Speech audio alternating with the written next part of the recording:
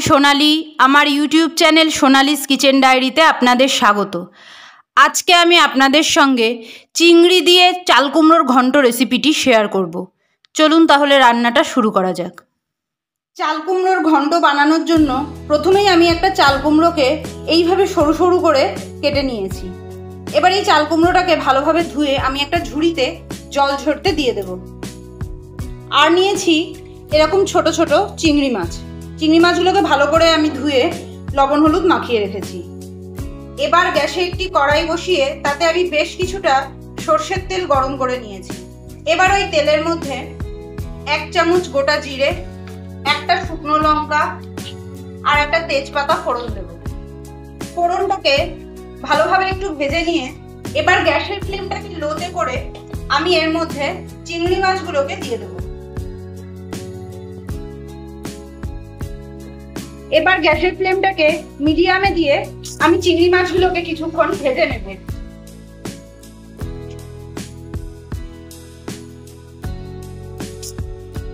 চিংড়ি মাছটা হালকা ভাজা হয়ে আসলে এবার আমি এর মধ্যে ধুয়ে রাখা চাল কুমড়োগুলোকে দিয়ে দেব।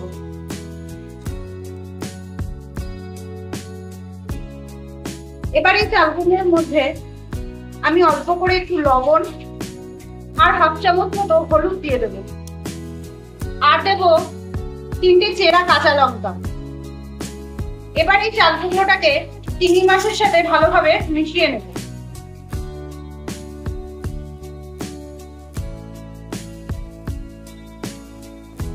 যেহেতু চাল কুমড়ো থেকে জল ছাড়ে তাই আমি চাল কুমড়োটাকে কিছুক্ষণ ঢেকে দেব। আগে আমি এর মধ্যে জল দেব না। এই সময় গ্যাসের ফ্লেমটাকে লোতে করে দেব। দেখুন 10 মিনিট বাদে আমি এবার ঢাকনাটাকে খুলে নেব। চাল কুমড়ো থেকেই অনেকটা জল ছেড়েছে। আপনারা চাল কুমড়োটাকে একটু খুন্তির সাহায্যে এরকম চেপে দেখে নেবেন চাল কুমড়োটা সিদ্ধ হয়েছে কিনা। আমার আলাদা করে আর জল দেওয়ার প্রয়োজন নেই। এই চাল কুমড়োর যেটুকু জল ছেড়েছে তাতেই চাল কুমড়োটা সুন্দর সেদ্ধ হয়ে গেছে। আমি আর 5 মিনিট চাল কুমড়োটাকে আবার ঢেকে রাখবো। দেখুন 5 মিনিট বাদে আবার আমি ঢাকনা খুলে নিলাম। চাল কুমড়োটায় আর একটুও জল নেই, জল প্রায় শুকিয়েই গেছে আর চাল কুমড়োটাও সুন্দরভাবে সেদ্ধ হয়ে গেছে। এবার আমি এর মধ্যে 2 চামচ চিনি দিয়ে দেব। লবণ মিষ্টিটা আপনারা আপনাদের স্বাদ অনুযায়ী দেবেন, তবে শুরুতেই যদি লবণ দেন আমার মতো সেক্ষেত্রে কিন্তু লবণটা বুঝে দেবেন, কারণ চাল কুমড়োর পরিমাণে কিন্তু ধীরে ধীরে কমে আসবে। এবার এই চিনিটাকেও আমি ভালোভাবে মিশিয়ে নেব। চিনি দেওয়ার পর ভালোভাবে মিশিয়ে নিয়ে লবণ মিষ্টিটা চেক করে নেবেন। যদি সবটুকু ঠিক থাকে এবার এইভাবেই আলগা রেখেই ঘন্টটাকে জলটা শুকাতে দিতে হবে, আর ঢাকবার প্রয়োজন নেই। দেখুন চাল কুমড়োটার জল একদম শুকিয়ে গেছে। এবার গ্যাসের ফ্লেমটাকে হাইতে দিয়ে এটাকে ভালোভাবে ভাজা ভাজা করে নিতে হবে। আর যারা ঝাল খেতে পছন্দ করেন তারা এই কাঁচা লঙ্কাগুলোকে এই সময় ডলে দেবে।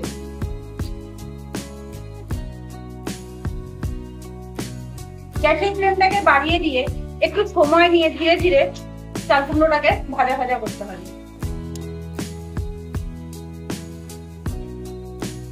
দেখুন চাল কুমড়োটা আগের থেকে পরিমাণে কতটা কমে গেছে এবং হালকা ভাজা ভাজাও হয়েছে।